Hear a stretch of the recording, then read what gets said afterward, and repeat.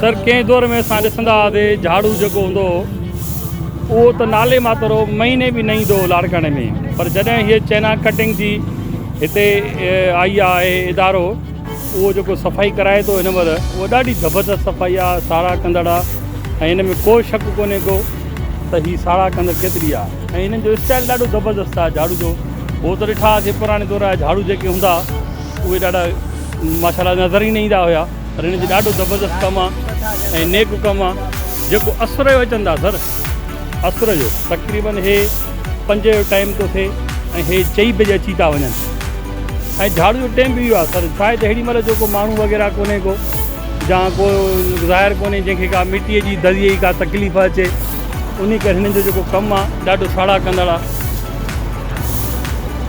ऐं असुल में सर हुजणु बि ईअं खपे जो कंहिंखे दरीअ जी या कंहिंखे मिटीअ जी तकलीफ़ न हुजे।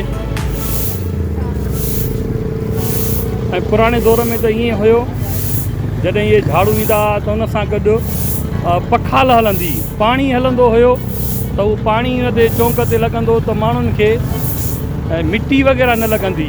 झाड़ू खां पोइ पखाल हलंदी, ॾाढो ज़बरदस्त। ऐं 2 साल पहिरियां सदी जॾहिं शिकारपुर शहर हो, उहो पहिरें सॾियो वेंदो हुयो शहर, त उन लिहाज़ सां उते पखाल हलंदी पोयां। ऐं पखाल में सर उहो सिस्टम ईअं हुयो त नाले मात्र हुयो त माण्हू परफ्यूम हणंदो आहे, पर उते परफ्यूम हणण जी ज़रूरत न पवंदी हुई, छो जो उन बाग़नि जो शहर हो, मशहूरु हुयो शहर, ऐं उन दौर जो डिवीज़न हुयो।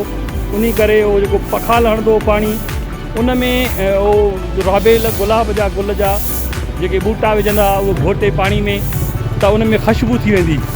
पोइ जॾहिं सुबुह जो माण्हू निकिरंदो त उनखे ज़रूरत न पवंदी हुई त पोइ मां परफ्यूम हणी करे निकिरां त का ख़ुशबू थिए, छो जो उन में परफ्यूम पाणी में पखाल में ई हूंदी हुई। ऐं उन करे ॾाढो ज़बरदस्त कमु हूंदो त माण्हू ख़ुशबू थी वेंदो सुबुह जो। ऐं सोशल वर्कर सरवर सिंधू लाड़काणो।